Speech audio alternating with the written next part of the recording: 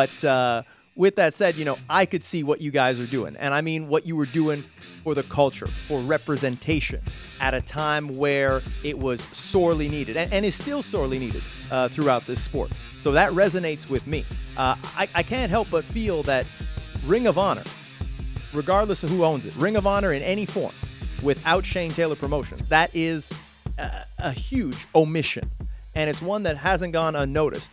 Does any part of you, feel slighted in any way that Ring of Honor would suddenly come back to fruition, but you guys not being a part of it? I think at the end of the day, for whatever reason, business is always going to be business. But you also have to look at the sense of common sense.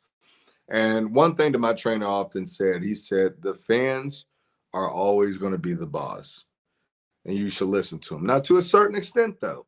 But what he meant by that is, we can, for example, in matches, we can plan all the spots that we want. But if it doesn't resonate with the fans, it's not a good match. They're just going to sit on their hands. We can get all of our stuff and they're just going to sit on their hands. But vice versa, when you take that to the next level, if you look at and if you just listen to the fans, and even we were at Ring of Honor, Ian Riccaboni, Caprice Coleman, one of the most notorious matches that you felt the energy. We were in the historic ECW arena, the 2300 arena.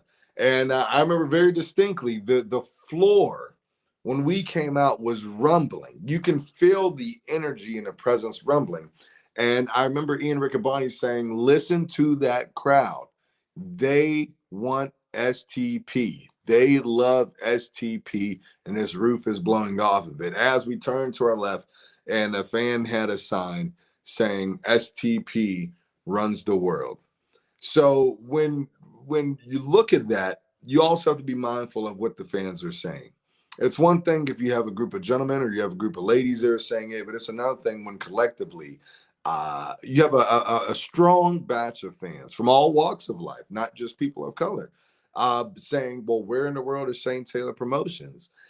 And so the common sense of that is you have to look at, number one of the most dominant reigns and one of the most successful reigns in all of, respectfully, the Ring of Honor six-man championship runs has been Shane Taylor Promotions. Prior to the buyout, now with them being owned by AEW, the faction of the year that is fully documented, voted by the people, was Shane Taylor Promotions.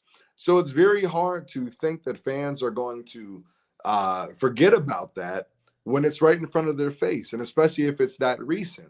And then wonder why they're not there. You cannot get upset by that when the people are telling you what they want. So to us, is it a form of frustration? I'm not gonna lie, it has been. I think more in the sense of us trying to make it make sense. But at the end of the day, you can't dwell in that. You have to use that and say, hey, business is business, because it is what it is. And what is the next successful move that we can do as businessmen? Because at the end of the day, it's not just a stable, but Shane Taylor Promotions is a whole LLC in business.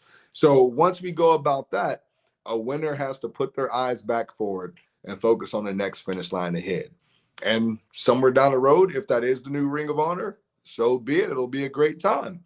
If it's another company or organization on the national television level, so be it. It's going to be a great time. But no matter where we are, we will stick our flag again. We will make a significant impact no matter where we're at. Mm-hmm.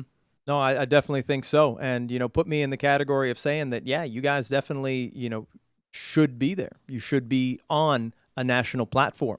You guys are self-made, and I totally respect the fact that you guys took the ball, ran with it.